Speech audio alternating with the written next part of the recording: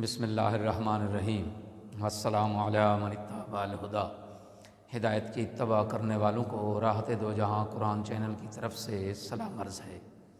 تمام تعریفیں اس پروردگار کے لیے ہیں جو دلوں کے راز اور آنکھوں کی خیانت سے واقف ہے۔ لاکھوں درود و سلام ہوں محمد و آل محمد پر۔ سامعین کرام صاحبان ایمان، ہمارے آج کے سبق کا موضوع ہے سورہ آل عمران کی آیت نمبر 79۔ تو آئیے پروردگار کے پاک نام سے اپنے سبق کا آغاز کرتے ہیں۔ بسم اللہ الرحمن الرحیم۔ ما کان لبشر ان یؤتیہ اللہ الکتاب والحکم والنبوۃ ثم یقول للناس کونوا عبادا لی من دون اللہ ولکن کونوا ربانیین بما کنتم تعلمون الکتاب وبما کنتم تدرسون۔ آیت کا ترجمہ: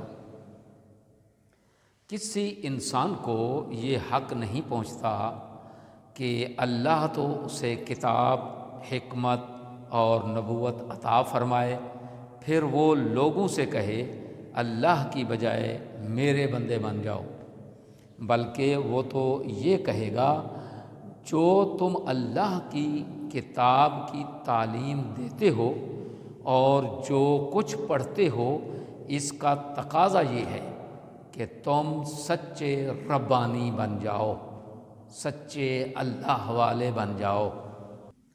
آیت کی تفسیر: اب روئے سخن نصرانیوں کی طرف ہے کہ حضرت عیسیٰ علیہ السلام نہ تو رب تھے اور نہ ہی انہوں نے اپنے لیے ربوبیت کا کوئی دعویٰ کیا تھا۔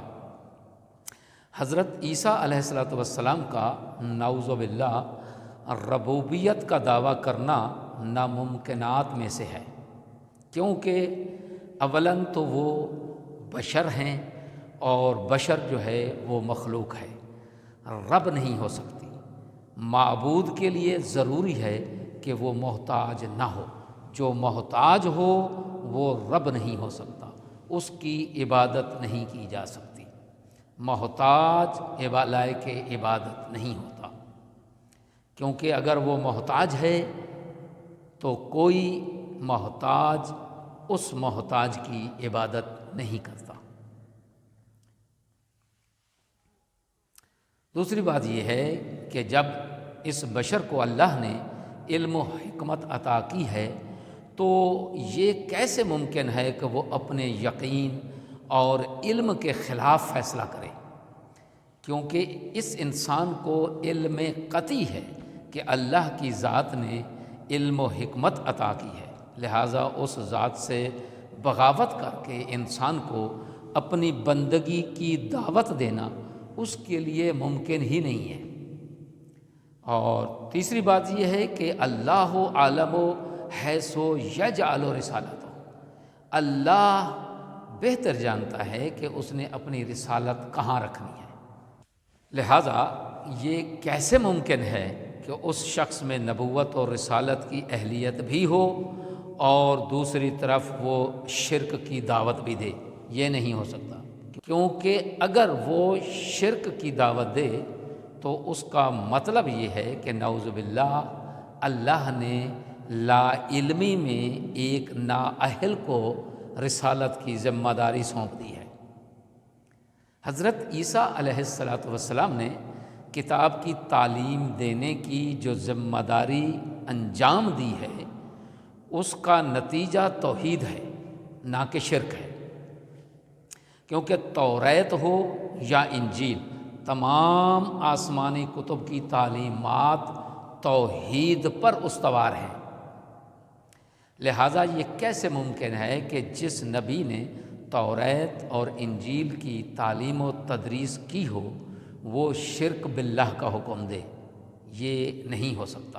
وَلَكِنْ كُونُوا رَبَّانِيِّينَ، بلکہ وہ نبی تو حکم دے گا کہ ربانی بن جاؤ، یعنی رب والے بن جاؤ۔ ایک رب کی بندگی کی دعوت دے گا، شرک کی دعوت نہیں دے گا۔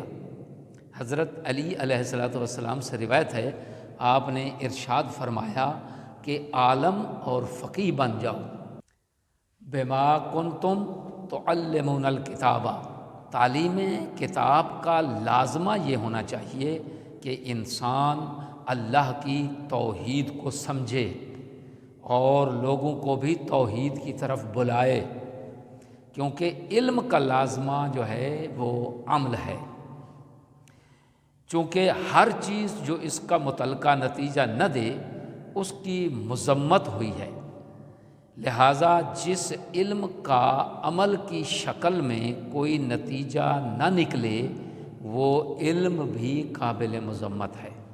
بما کنتم تدرسون، جس درس توحید کو تم نے مسلسل پڑھا ہے اور بار بار اس کو دہرایا ہے، اس کا تقاضا یہ ہے کہ ربانی ہو جاؤ، اللہ والے ہو جاؤ، رب والے ہو جاؤ۔